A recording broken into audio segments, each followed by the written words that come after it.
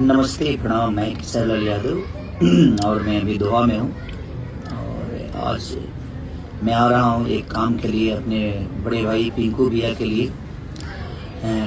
कल जगदीशपुर विधानसभा क्षेत्र अंतर्गत केसरी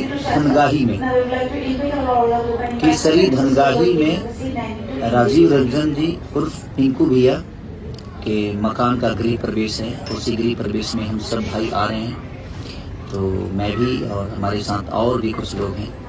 तो आप आइए और अपना प्यार। और कल दिन में है, ये 12 बजे, तो आप सबके बीच में मैं आ रहा हूँ दिन में 12 बजे केसरी धनगाही अपने पिंकू भैया के लिए उनके गृह प्रवेश में। तो आप भी आइए 12 बजे दिन में कल 8 तारीख को आप सबके बीच में 8 जून 2025। तो प्लीज आइए और अपना प्यार आशीर्वाद। दिन में ही हम लोग खूब मजा करेंगे। Love you all, thank you.